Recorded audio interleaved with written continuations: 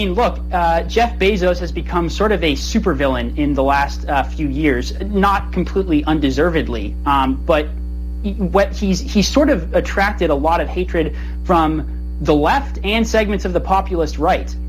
He's someone that has particularly attracted the ire of former President Trump, and then obviously the left takes serious issue with worker conditions in Amazon warehouses.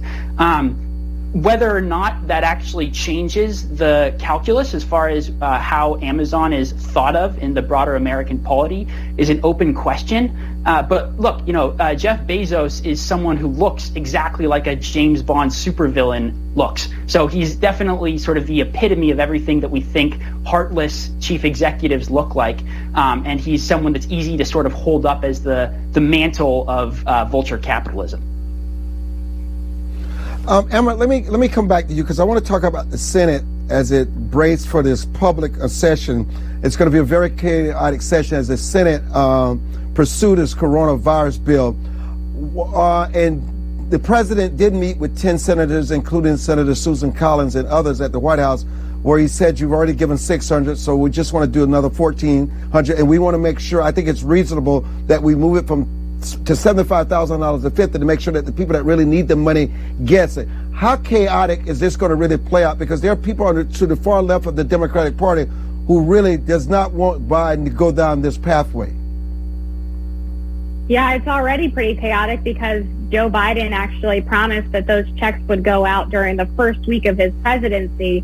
And here he is still negotiating. And many on the left are going to be very upset about the fact that these are $1,400 checks and not $2,000 checks.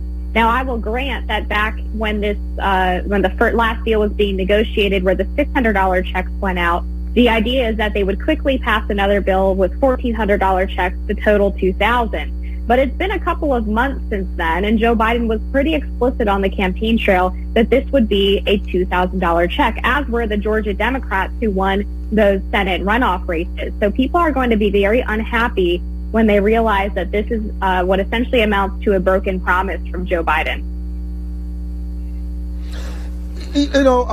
Patrice, so much time was spent this past week on the showdown of Democrats wanting to punish Congresswoman Marjorie Taylor Greene. But yet, when it came to Ilhan Omar, it was a debate about a censor. And even in that debate, they refused to mention her name. Is there hypocrisy or double standard here? Are our chickens coming home to roost? Well, there absolutely is a double standard. Now, the political environment is what's different now. We're now, a month and a half removed from the ridiculous, attempt to, besiege our Capitol building. And so I think a lot of the animus that's behind, holding Representative Greene accountable because people are saying that she's one of the driving forces. I think that's why, there's so much energy right now. But, it is hypocrisy. It's just interesting how women on the left, they get kid treatment, particularly if you are a woman of color, whereas you have a white woman, a Republican, who, everyone wants to throw the book at. Now, just to be clear, I don't think anyone is defending her statements, her past comments, this conspiracy theorist stuff, and she herself is not even defending it anymore. We understand that this week, in a closed-door meeting with Republicans, she apologized. She explained how she started to embrace some of those far-right ideas and theories during a very vulnerable time in her life. So if we believe in redemption for those on the left who make mistakes, and I think we need to believe in redemption for those on the right who make mistakes as well. Nate, Congressman Kevin McCarthy was definitely not going to punish her, and he was lambasted by the Speaker of the House for this. But what is really interesting is the position that the Senate Minority Leader Mitch McConnell has taken. He said made scathing comments about Mrs. Greene, and yet he seems to be quite different in this new Congress as he's in the minority. He's not afraid to condemn Republicans without any hesitation. Is there a divide? Does it seem to be that the Republicans in the Senate and the House may not always be on the same side? Are we signaling something here that we can expect going forward?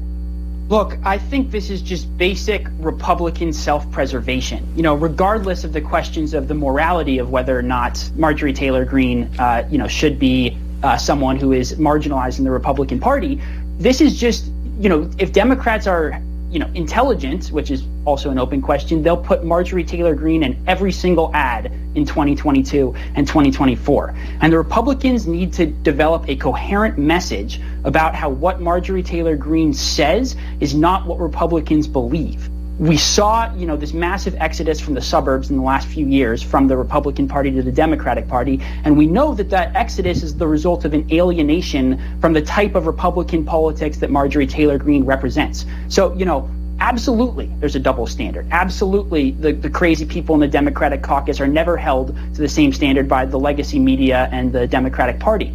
But that doesn't mean that what Marjorie Taylor Greene is doing is A, morally excusable, and B, just is not something that is a good strategy for Republicans if they want to actually win elections. So I think Mitch McConnell is right. We do have to sort of develop a coherent message about the fact that things like QAnon are not accepted in the Republican Party. And the Republicans so far have sort of wiffle-waffled on this. They've gone back and forth. Different parts of the Republican Party have said different things. They need to get their act together. They need to all get on the same page, and they need to be really clear to American voters that Marjorie Taylor Greene does not represent the Republican Party.